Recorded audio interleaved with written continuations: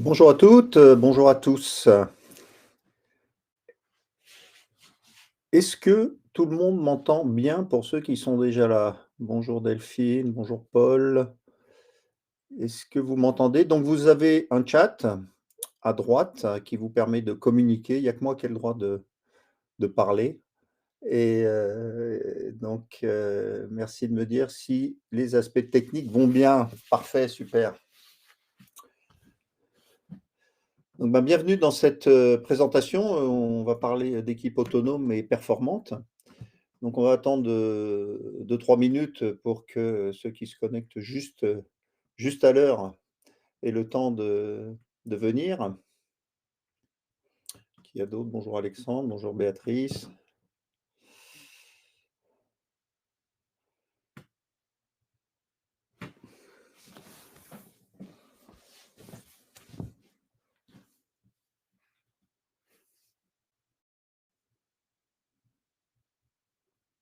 Bonjour, Lafont, ça doit être un nom de famille, j'imagine. Sonia qui nous parle, bonjour. Bienvenue Hassan. Oui, bonjour Anne. Donc,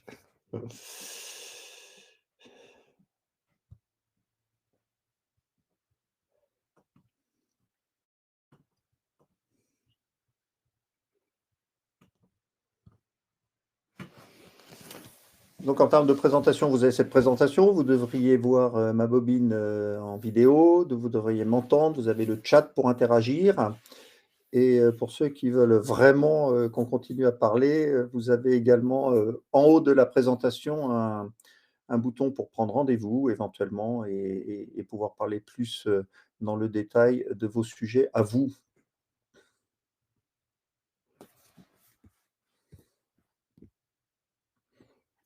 Bonjour Véronique.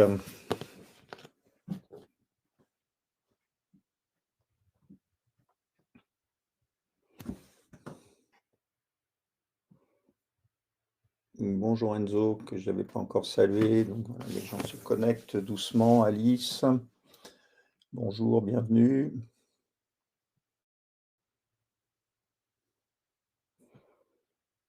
Bien, bah écoutez, il est 9h02 à ma pendule, donc on va démarrer cette, cette présentation, puisque pour être autonome et performant, il faut commencer à l'heure et terminer à l'heure.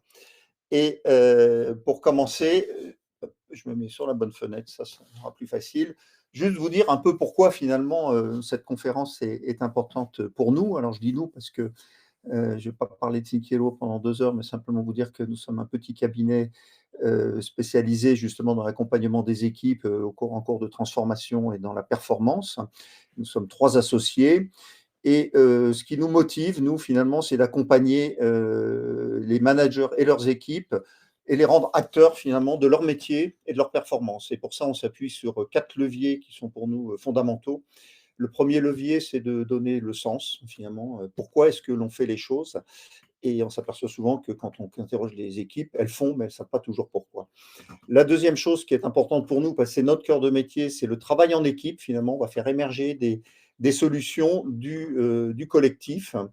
Troisième pilier important, c'est on avance par petits pas. On n'arrive pas en haut de l'Everest en 30 secondes.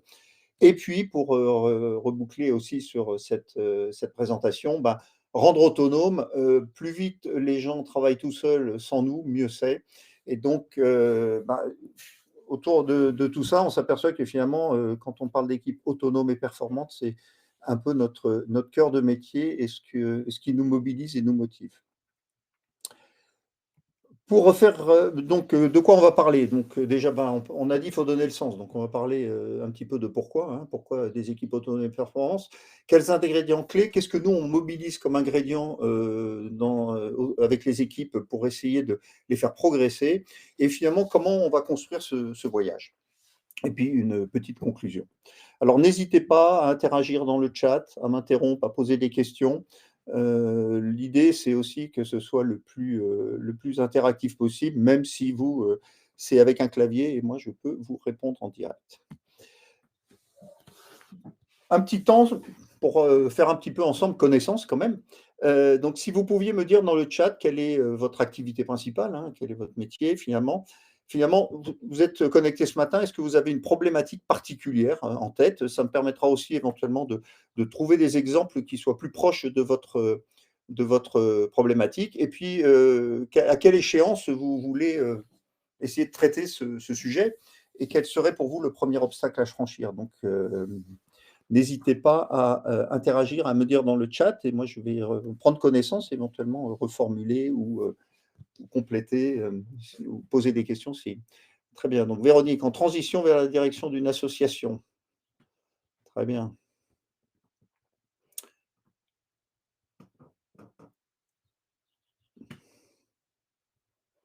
Donc, la problématique, c'est faire avancer des projets, des actions par les équipes, les rendre acteurs avec une échéance à fin juin. Donc, autant dire demain matin. Parfait. Donc, on a un directeur des opérations dans une société de conseil IT. Alors, à titre personnel, j'ai fait du conseil IT pendant presque 25 ans. Donc, c'est des sujets que j'ai eu l'occasion d'aborder un tout petit peu. Alice, en charge du pilotage de la performance. Très bien. Raphaël, bonjour Raphaël. Responsable IN. Alexandre, animé à Codir. Ah oui, les Codir, toute une histoire. Quantifier la performance. Oui, merci de le dire. Alice, c'est un vrai sujet. C'est les 3 derniers jours, j'étais dans des animations d'équipe et la mesure et la quantification est toujours un sujet, surtout dans les métiers de service. Dans les métiers très industriels, c'est un tout petit peu plus facile, mais dans les métiers de service, souvent, c'est très compliqué. Directeur de service projet informatique, encadrement d'équipe, ERP CRM, nouvelle mission pour embarquer de nouvelles équipes. Véronique nous dit combiner structuration et engagement des bénévoles, des prestataires et futurs salariés d'une structure de 2 ans d'existence. Très bien.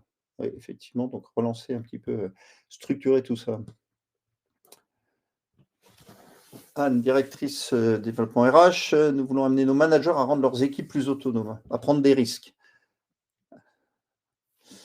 Eh ben, j'espère qu'elle peut donner des idées, cette conférence. Responsable administratif dans un réseau de pros du conseil climat, équipe full remote. Pas facile à gérer, ça, les équipes full remote, effectivement. Améliorer l'efficience et créer du lien en dématérialisé. Oui, c'est pas. Vincent, pilote de chantier Lean dans une entreprise de pylônes télécom. Raphaël, sur un chantier compliqué et très politique, faire grandir le pilote et l'équipe tout en assurant le respect des échéances demandées. Par le PDG, juin 2024. Forcément. Toujours tout de suite. Très bien, donc on voit que vous avez tous des problématiques différentes qui sont effectivement liées à la fois à la performance, liées à la fois à l'embarquement des équipes, à des échéances très courtes. Et finalement, ma conviction, effectivement, c'est quand on a des problèmes compliqués, plutôt d'essayer de les traiter tout seul, les traiter en collectif et en équipe, c'est encore une des très bonnes façons de faire. Je dis parfois à certains de mes clients, j'ai qu'une seule façon de faire, moi, quand un problème est compliqué, c'est on met des gens autour de la table. Bien, bah écoutez, on va voir, je vais vous parler un petit peu des éléments autour de ces sujets d'entreprise, d'équipes performantes, d'équipes autonomes. Et n'hésitez pas à m'interrompre, à me faire compléter, à me faire donner des exemples si ça ne vous parle pas, de manière à ce que ce soit pour vous le plus riche et le plus enrichissant possible. Donc, on a évoqué le point, finalement, on va commencer par pourquoi. Pourquoi on parle d'équipe autonome et performante. L'autonomie, finalement, c'est quoi? C'est être capable de rendre les équipes acteurs dans l'entreprise. Il y a une enquête qui date un petit peu, hein, elle date de 2015, mais je pense que les résultats sont peut-être un peu équivalents, qui dit qu'il y a 43% des salariés qui ne se sentent pas encouragés à prendre des initiatives utiles dans l'équipe, dans l'entreprise. Et par ailleurs, récemment, il y a des articles qui sortent un petit peu plus autour de la motivation et les personnes disent qu'ils quittent leur entreprise parce qu'ils ne sont pas autonomes. Ils n'ont pas la capacité finalement d'agir. Donc c'est des éléments finalement qui sont assez importants pour les salariés et qui vont l'être et qui le sont également pour les entreprises. Et quand on parle d'équipe autonome, c'est quoi finalement l'autonomie? C'est pas l'indépendance, c'est pas on fait n'importe quoi, mais l'idée, c'est de réussir à faire baisser le centre de gravité des décisions afin d'obtenir finalement le plus de réactivité possible et surtout la capacité pour les équipes de traiter les problèmes quand ils surviennent. Je vais prendre quelques exemples pour essayer d'illustrer le propos. Finalement, un technicien va je vais prendre un exemple industriel et puis des exemples de service, mais dans un exemple industriel, un technicien de maintenance vient pour réaliser un bon de travail, il va se retrouver à réaliser, et puis il s'aperçoit qu'il y a un problème à côté. Et ben, si on est extrêmement contraint avec tant qu'on n'a pas un bon de travail, récemment, enfin, quand je dis récemment, c'était mardi, quelqu'un m'a dit: ah oui, nous, c'est clair que si on n'a pas le bon de travail, on n'a pas le droit de réaliser d'autres actions. Donc, on se retrouve avec un technicien qui voit quelque chose qui ne va pas, mais qui ne peut pas agir, puisqu'il n'a pas cette autonomie pour prendre la décision d'agir pour éventuellement éviter des pannes ultérieures. Ça peut être aussi dans un métier de service, métier de relation client, où on ne peut pas envoyer un courrier au client sans qu'il soit validé par 53 managers. Et finalement, on perd en réactivité, on perd en qualité de service, alors que finalement, quand on regarde dans le détail, rien n'a été vraiment changé. Le courrier est parti à peu près comme il a été écrit au démarrage, à quelques fautes d'orthographe près. Et deuxième point important, c'est la capacité à voir les problèmes et les traiter. Et ça, c'est un vrai sujet aussi pour les équipes. C'est les équipes ne voient souvent pas les problèmes. Refaire du travail, pour eux, c'est pas une difficulté, c'est pas un problème. Et donc, pourtant, il faut être capable de voir les problèmes et ensuite d'apprendre à les traiter. Donc, c'est ça les équipes autonomes. C'est des équipes qui, à la fois, sont capables d'être beaucoup plus réactives vis-à-vis du client et capables de traiter les problèmes. Deuxième sujet autour de l'autonomie et autour de la performance, cette fois-ci, c'est avoir des objectifs opérationnels connus et partagés. Quand on pose la question aux équipes, comment tu as réussi ta semaine? Qu'est-ce qu'on attend de toi cette semaine? Qu'est-ce qu'on attend de toi ce mois-ci? En général, la réponse est je ne sais pas. Donc, ils exécutent des tâches et en fait, ils oublient le sens et ils oublient la finalité. Donc, c'est important d'avoir des équipes qui peuvent avoir travaillé collectivement sur leurs objectifs et sur la façon de les atteindre.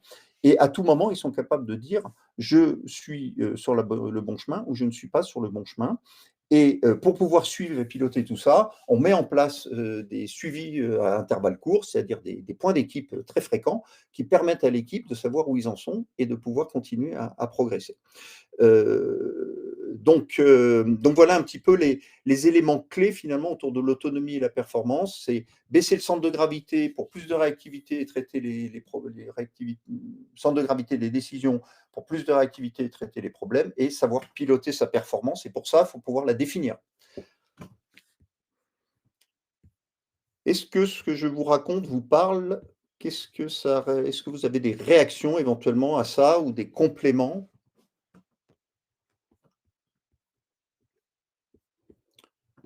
Je poursuis. Alors, comment éviter les dérapages? Jusque-là, on est bon, merci Sonia. Ah oui, les dérapages.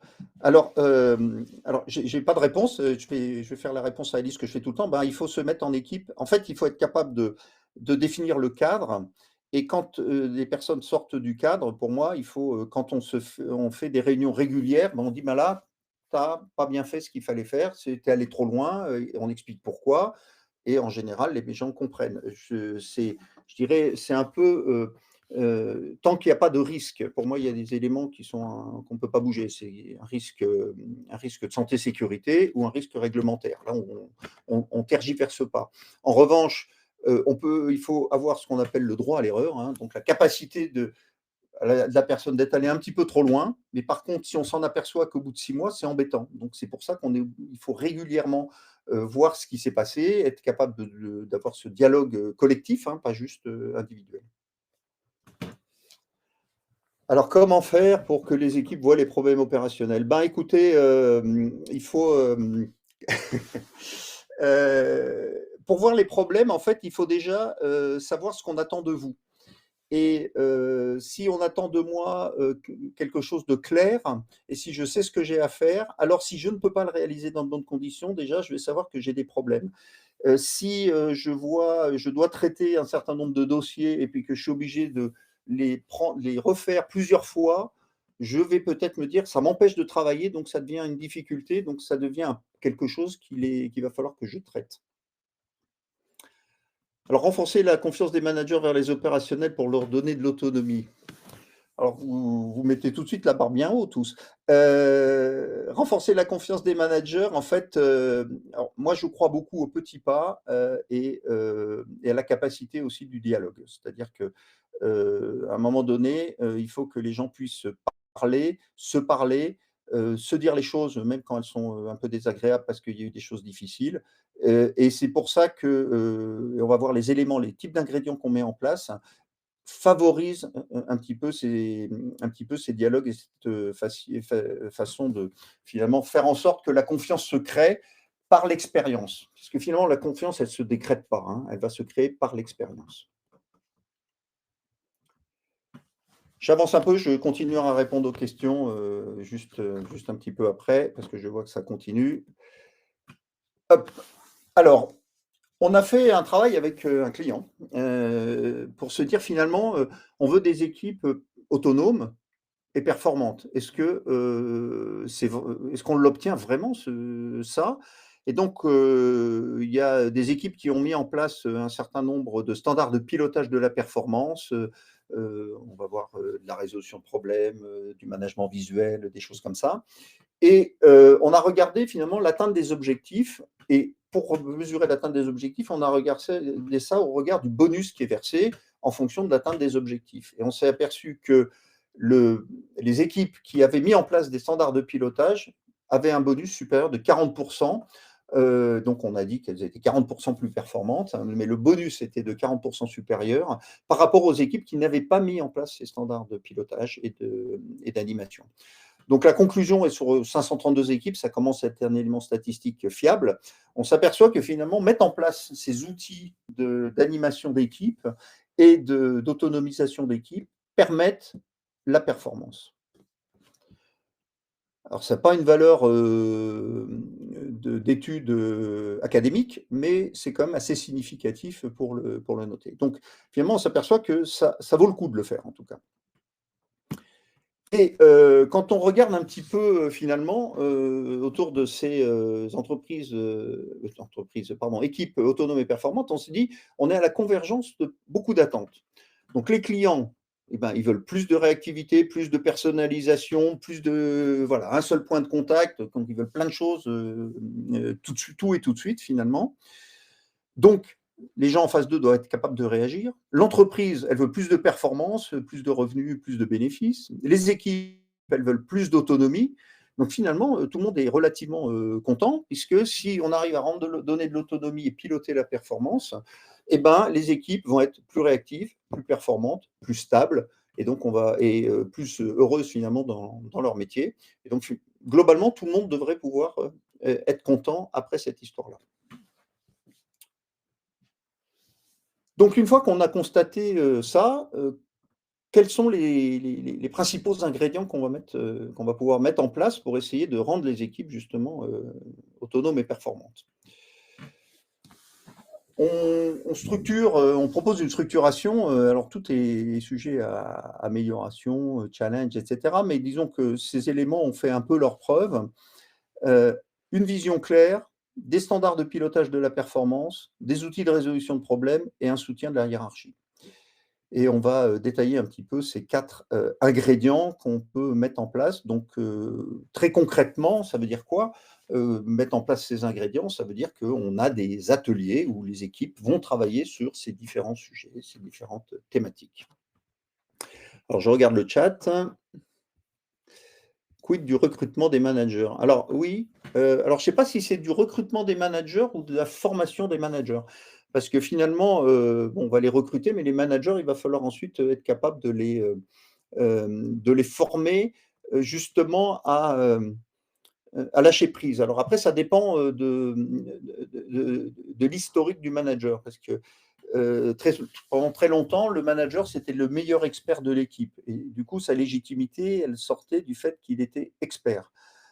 Maintenant, la tendance, c'est plutôt de dire le manager doit être un facilitateur et un soutien de son équipe, lui donner les moyens de sa performance, plus que répondre à toutes les questions à la volée qu'on lui pose. Donc, ça pose une question effectivement de recrutement, de type de profil, mais ça pose également une question de formation des managers et des dirigeants. Parce que c'est vrai que la hiérarchie ne s'arrête pas uniquement au manager de proximité, mais également aux dirigeants.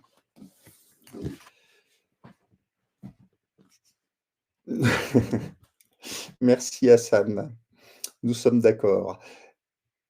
Une vision claire. Donc c'est quoi une vision claire? L'équipe doit être capable de décrire quelle est sa mission, quelles sont les attentes des clients. Quand on, quand on prend une équipe et qu'on lui dit qui sont vos clients, en général, ils ouvrent des grands yeux. Ils n'ont pas de clients, ils exécutent des tâches.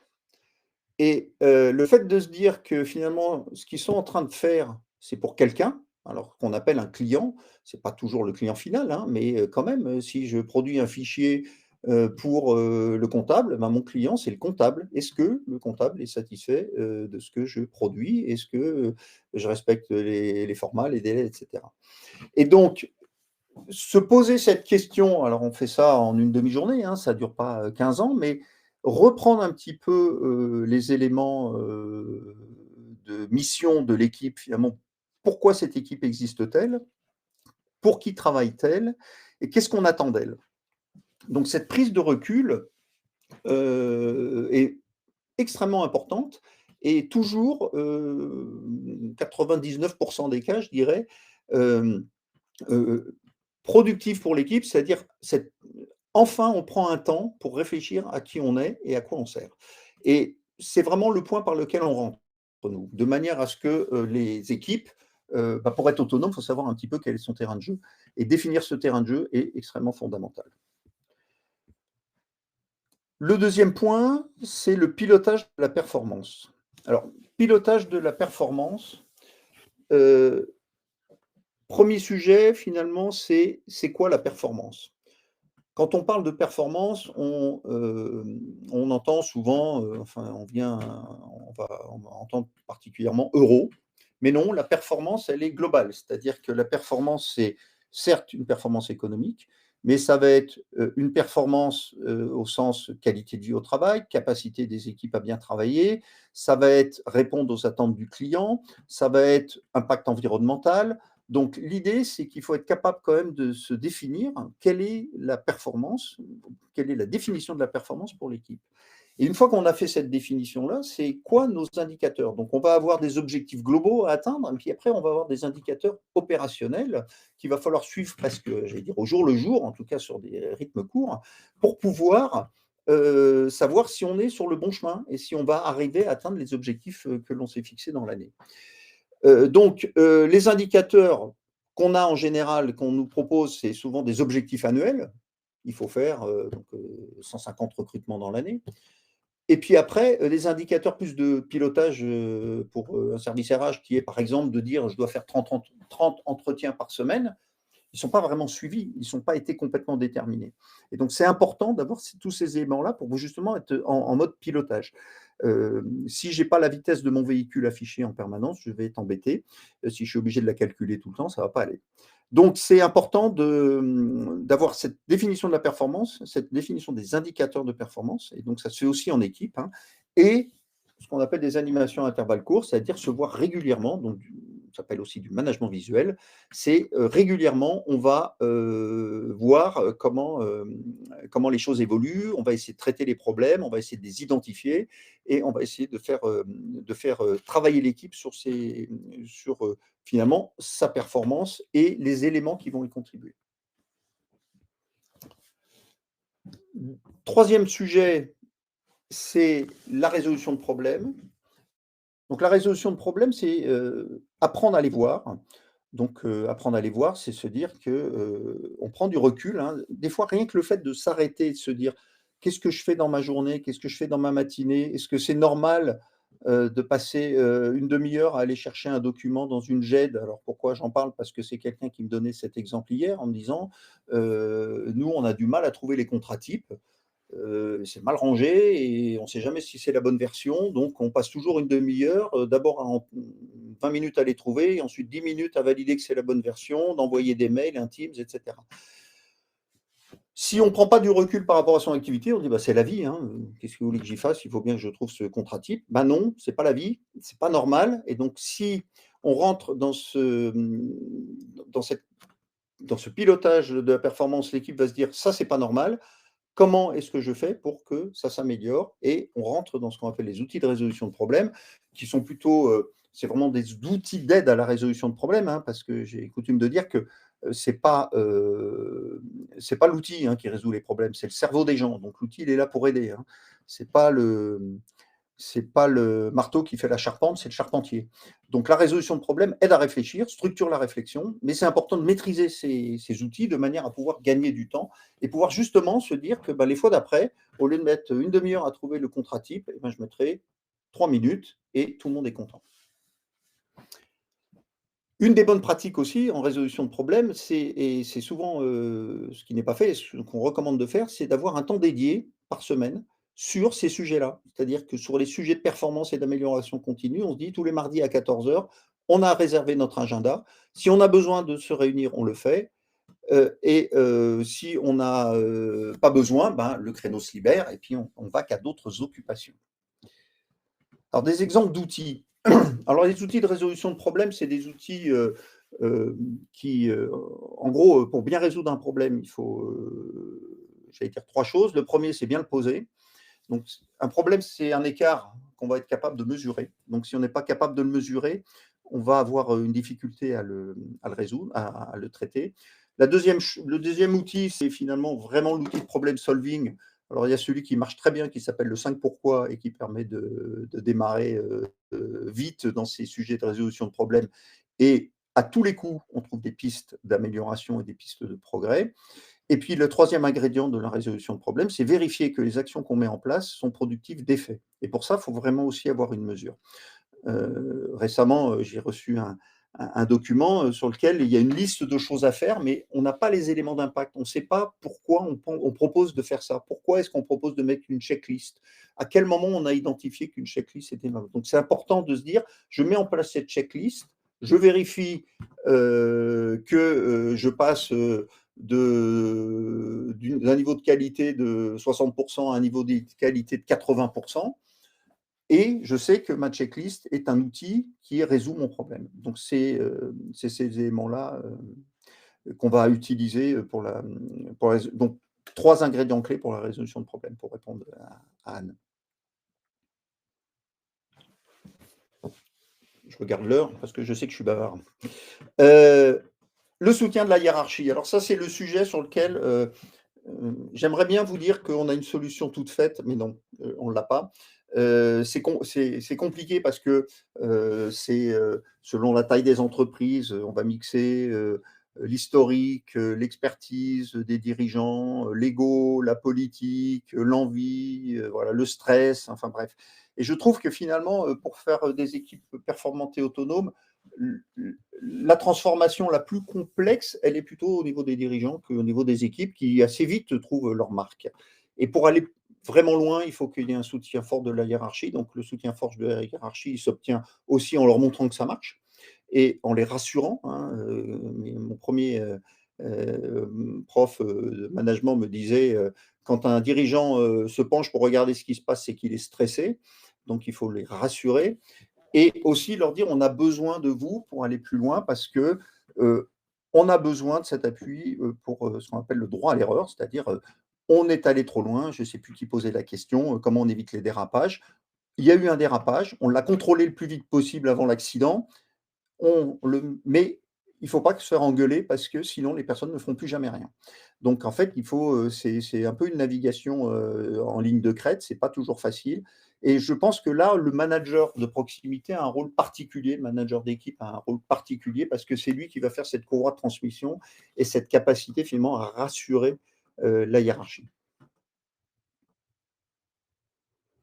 Avez-vous des remarques, des questions, des choses à compléter compte tenu, voilà, avant de passer sur la 3e séquence qui est finalement comment on y va là, une fois qu'on avait vu ces ingrédients, comment on les mélange pour faire le bon parcours? Hop, ah, je ne suis pas sur la bonne fenêtre pour faire avancer. C'est bien les doubles écrans, mais on ne sait plus où on est. Alors, nous, on aime bien, construire, ce qu'on appelle des parcours, et ces parcours, ben, la première chose, c'est qu'ils sont sur mesure. Heu, la solution pour, l'entreprise A n'est pas exactement là alors on va retrouver tous les éléments, ça va se ressembler et cetera, mais en fonction du niveau de maturité, de là où en est l'entreprise, là où en sont les équipes, finalement on part de là où les gens sont, pas là où on aimerait qu'ils soient. Donc le parcours, il va être co-construit. On va voir avec, nos clients, donc je vous invite à regarder avec vos équipes finalement d'où vous partez et ce que vous pouvez faire. Pour donner, quelques exemples, un client, important on a travaillé sur ces sujets-là.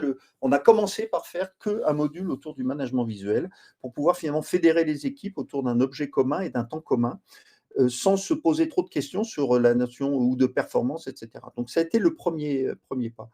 Puis ensuite, on a co-construit avec eux, on s'est dit, il faut aller un petit peu plus loin.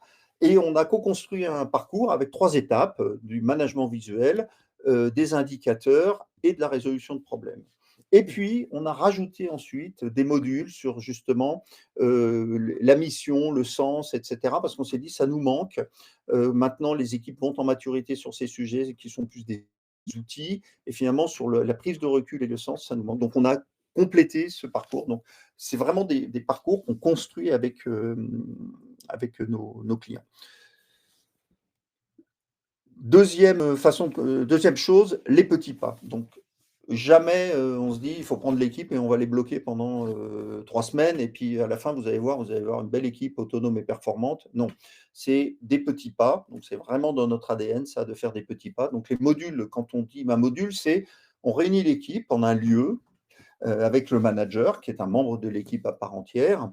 Et l'animation dure, entre une demi-journée et une journée selon la profondeur qu'on veut donner, le nombre de personnes dans l'équipe, l'intention du management et cetera. Et on donne aussi le fait de faire des petits pas et des modules courts, ça donne du temps entre chacun des modules pour expérimenter. Parce qu'il y a finalement rien de mieux qu'essayer pour pouvoir vérifier que ça fonctionne. Donc on met en place des choses et on a, ensuite, je parlerai du management visuel du distanciel, Véronique. Donc le but, c'est que les gens fassent vraiment eux-mêmes et des choses, entre les modules et ça permet d'en reparler ensuite. Dire: «Bah, ça, on a eu du mal, ça, on l'a fait, mais ça a super bien fonctionné, on est content», voilà et de continuer à progresser. Le troisième, c'est, donner un rôle au manager. Alors en fait, il y a une difficulté, qu'il ne faut pas, minimiser, c'est quand on autonomise les équipes, le manager change un peu de fonction.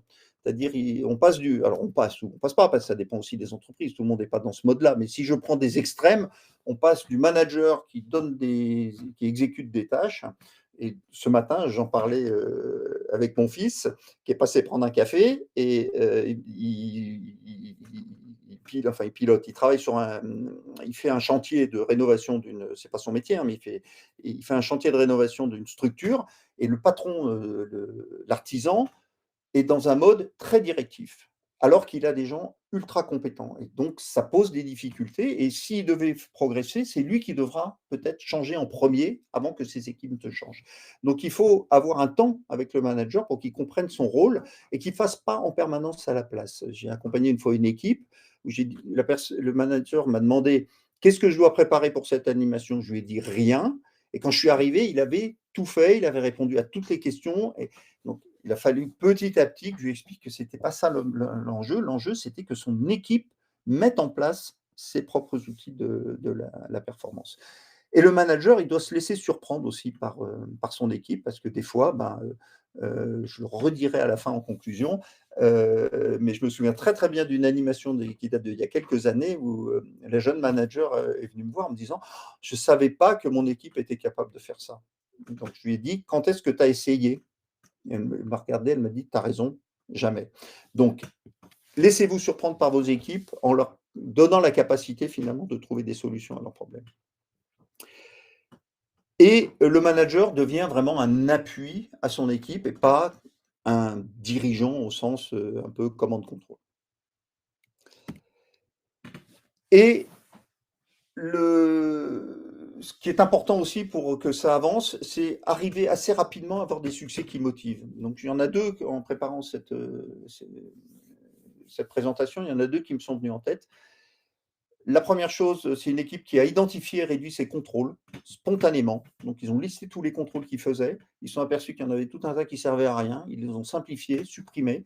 Ils ont gardé les contrôles réglementaires, évidemment. Et ça a donné de l'air à l'équipe très, très vite. Donc, tout de suite, on s'est dit, il se passe quelque chose. Et puis, par exemple, sur des animations de management visuel ou des animations d'équipe, une équipe qui vient voir le manager en disant, tu es en congé la semaine prochaine, on peut continuer à faire notre réunion d'équipe. Et là, on se dit, c'est bon, ils en ont besoin et c'est quelque chose qui est utile à cette équipe-là. Donc, c'est ce type de succès qui finalement motive et l'équipe, le manager et la direction pour continuer.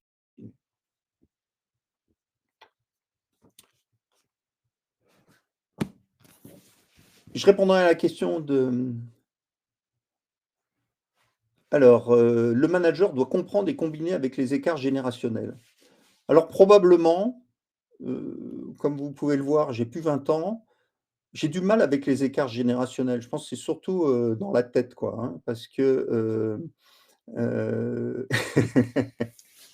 euh, je trouve des fois c'est une excuse facile de dire ouais non mais c'est bon j'ai passé 50 ans c'est pour ça que non c'est un peu j'ai tendance à trouver que c'est une fainéantise intellectuelle mais je suis prêt à en débattre j'ai pas d'avis c'est pas un avis tranché mais je trouve que des fois c'est un peu pratique de dire c'est parce qu'il y a un écart générationnel en, en termes de conclusion, et puis comme ça me laissera 5 minutes pour répondre à vos questions. Euh, Il y a des choses qui marchent très bien, ce que j'ai appelé des victoires rapides. La co-construction de la mission avec l'équipe et la mise en œuvre du management visuel, ça marche à tous les coups. Ça va très vite, les gens sont enthousiastes, c'est plutôt rigolo à faire, les équipes marchent à fond là-dedans. Il y a des sujets qui sont beaucoup plus difficiles. La définition des indicateurs opérationnels, surtout dans les domaines de service. Hier, j'étais avec un service juridique. Ils me disent «Non, mais on ne mesure rien dans le juridique».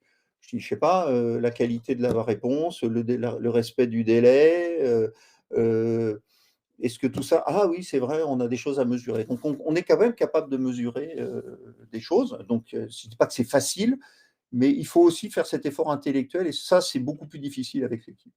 La deuxième chose qui est un peu difficile aussi, c'est la résolution de problèmes. On s'aperçoit que les équipes comprennent à peu près l'outil et puis finalement l'utilisent peu. Il faut peut-être qu'il y ait des animateurs un peu j'allais dire, externes à l'équipe, hein, pas obligatoirement externes à l'entreprise, qui puissent venir aider l'équipe, respecter la méthode, à les mettre dans la bonne dynamique. Mais c'est quelque chose qu'on constate être un petit peu plus difficile en termes d'appropriation.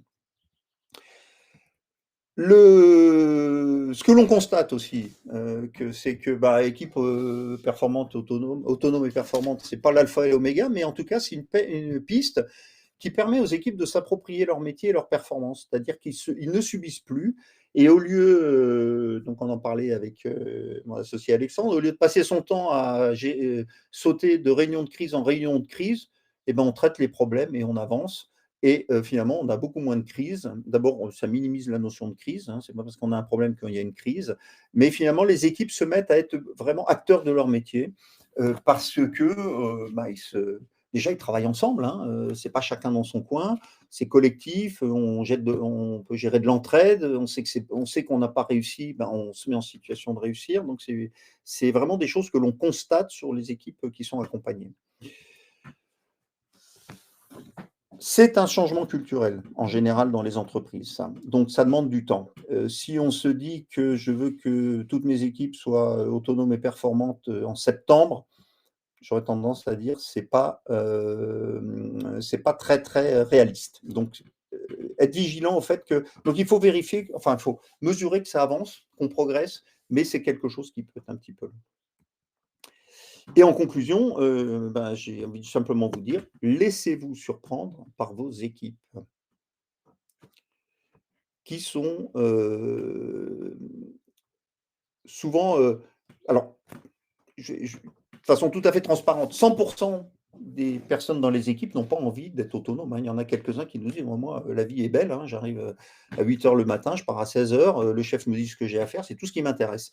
Ça arrive, c'est pas la majorité. La majorité sont assez contents quand même de travailler sur leur métier, d'expliquer ce qu'ils font, d'essayer de l'améliorer, de mieux travailler, de faire des choses, avec un meilleur niveau de qualité, en respectant mieux les délais. Donc de façon générale, les équipes sont assez enthousiastes sur ce type de parcours. Alors, il nous reste 5 minutes pour répondre aux questions que vous pouvez avoir et donc je vais prendre celle de Véronique. Comment combiner le management visuel et le distanciel? Alors, heu, c'est un sujet pas facile. Heu, cependant, l'expérience qu'on a avec les clients qu'on a vus, parce qu'on a des clients, des gros clients, hein, qui ont des sites un peu partout. Bah, hier, par exemple, ils sont basés à Paris, Angers et Bordeaux.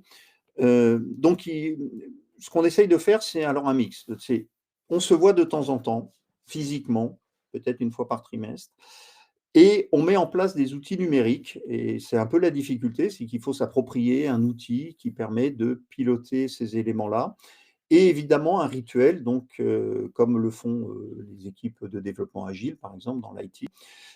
Tous les, lundis à 10 heures, on est réunis, en virtuel autour d'un panneau dont il faut définir le contenu, un peu comme un panneau physique, hein, et qui va permettre finalement à l'équipe de partager, et cetera, avec finalement des éléments qui sont un peu les éléments qu'on va trouver pour une réunion quelconque, hein. C'est-à-dire, heu, on met la caméra au moins au début pour se parler, se dire bonjour, on distribue la parole, on fait interagir tout le monde, on a, une réunion qui est structurée, qui est assez courte. Voilà, donc c'est tous ces ingrédients qu'on retrouve dans les ingrédients du management visuel et du pilotage à intervalles courts, mais qu'on va transposer dans un élément numérique, IOBIA, effectivement, Jérôme. L'inconvénient, c'est pas un inconvénient, mais c'est un fait, IOBIA est pas donné. Donc c'est un peu la difficulté, souvent, des entreprises, c'est de se lancer avec IOBIA. Avez-vous, d'autres questions? Ou est-ce que j'ai répondu, à ces questions, à vos questions? Je regarde. Des exemples d'outils sur la résolution de problèmes, je crois que j'ai répondu. Je suis en train de relire un petit peu le chat.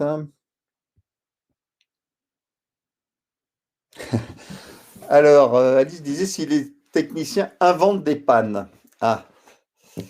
Est-ce qu'ils auront un meilleur score? La question, c'est est-ce qu'ils ont un meilleur score parce qu'ils inventent une panne? C'est peut-être là aussi, qu'il faut re-questionner la façon de mesurer la performance. Parce que si la performance, elle est mesurée au nombre de pannes réparées ou au nombre de pannes, détectées, il peut y avoir ce petit risque, effectivement. Alors, à titre personnel, mais là aussi, ça dépend de toutes les entreprises, je ne suis pas, super favorable aux primes individuelles, je suis plus favorable aux primes collectives d'équipe, après avoir fait énormément de primes individuelles, dans ma vie. Parce qu'on s'aperçoit justement qu'il y a tout un tas de biais et que c'est très difficile d'aligner l'ensemble des primes, individuelles vers le collectif. Parce que chacun tire un peu la couverture à lui. Donc j'aurais tendance à pas être fan, mais voilà. Donc si on mesure la performance de la personne uniquement au nombre de pannes, il y a effectivement ce petit risque. Alors, ce que ne traitent pas tous les sujets qu'on a vus, c'est les sujets RH, hein, c'est-à-dire, le pervers qui fait ça. Ça, c'est pas traité dans ces thématiques-là. Il faut, après, il faut questionner peut-être, voir, comment tu as détecté cette panne, s'apercevoir qu'il triche, lui dire: «Non, mais OK, tu t'es fait prendre la main dans le pot de confiture une fois, il ne faut pas le faire une deuxième fois», voilà. Mais on rentre plutôt dans un domaine pour moi du RH et du pilotage managérial RH que du domaine vraiment de la performance.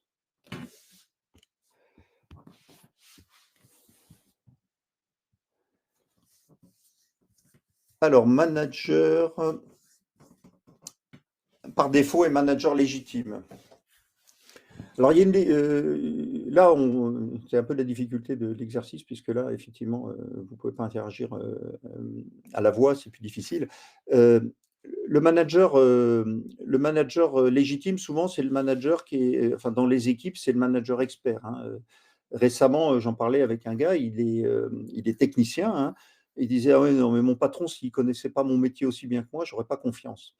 Et ça veut dire qu'il y a un vrai sujet, hein, là, surtout sur les métiers très techniques, hein. Il y a des comptables qui disent, moi, si mon patron n'est pas un super comptable, je ne l'écoute pas.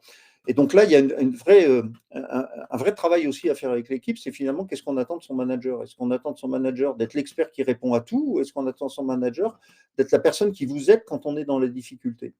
Et cette question peut être posée aussi avec l'équipe, hein. Et on va s'apercevoir que ces réflexions collectives sont riches et permettent à chacun de repositionner un petit peu le rôle du manager. Si on attend un manager super expert, eh ben, on va dire, mais attends, mais il y a, il y a Hassan, il est super compétent, c'est notre référent, pourquoi est-ce que tu ne vas pas le voir? Pourquoi tu viens me voir, moi, manager? Donc, cette question peut être posée.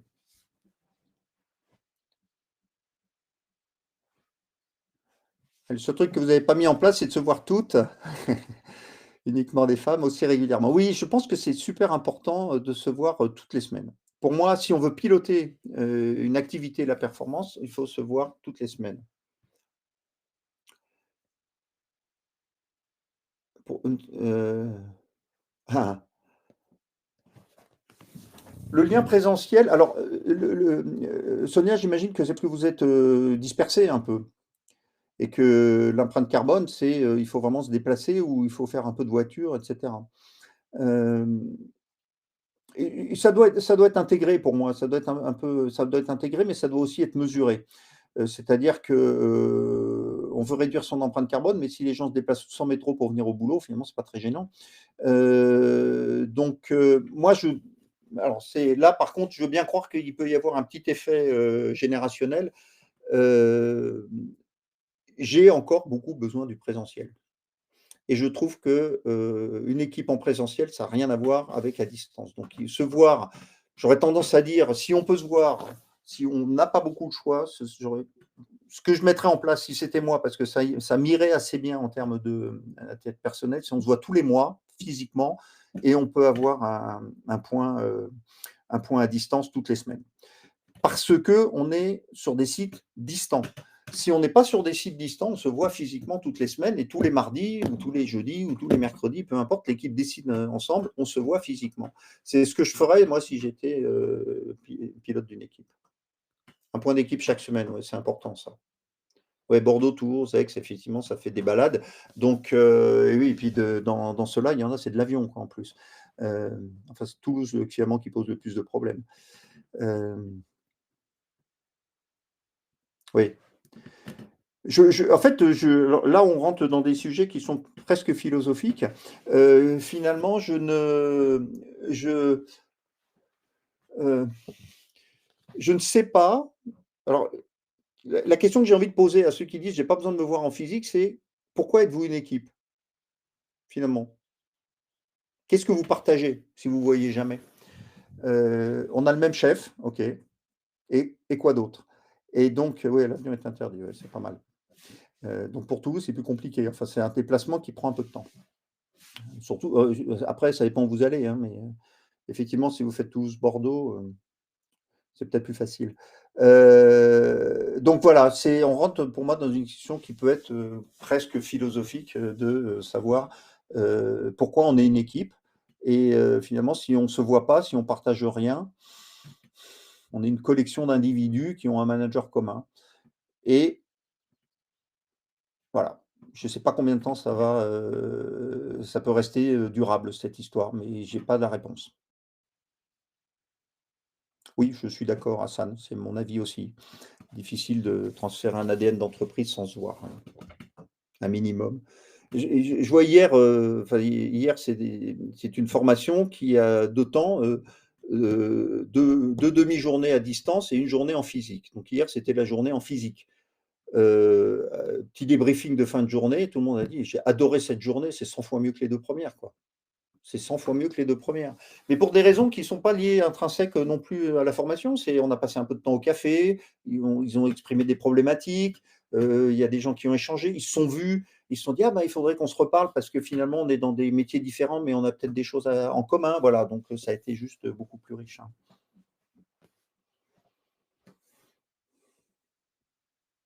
Oui, je pense que c'est un peu insuffisant, Sonia, je partage, ouais. Alors après, et puis après il y a une difficulté aussi, hein, c'est quand il y a des nouveaux, hein. Il y a des nouveaux, ils voient les autres qu'au bout de 3 mois, c'est dur, hein, de rentrer dans une équipe comme ça, hein.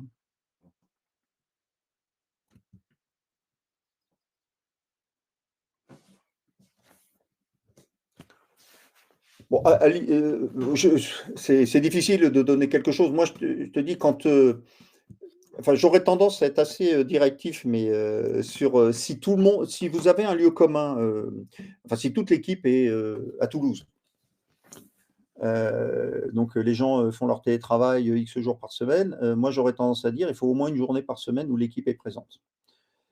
Si vous êtes comme, Sonia sur, 3-4 sites, dispersés, j'aurais tendance à essayer de faire, quelque chose, 1 fois par mois, plus, du distanciel, ou 1 fois tous les 2 mois, plus le distanciel 1 fois par semaine. Voilà, c'est le genre de rythme que je proposerais. Mais là aussi, le je sors de mon rôle et de la façon dont on travaille. Nous, c'est on cette question, on la travaille avec l'équipe.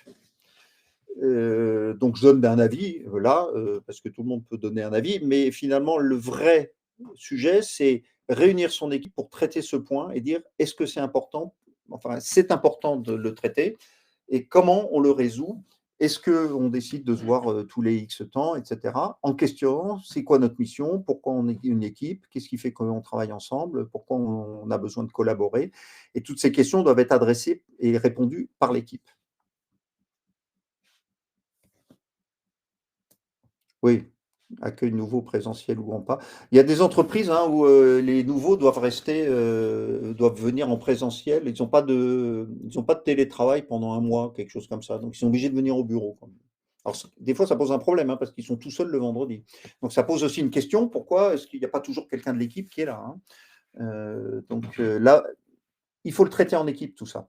Ça se traite en équipe, pour pouvoir, apporter des solutions. Poser le problème et apporter des solutions.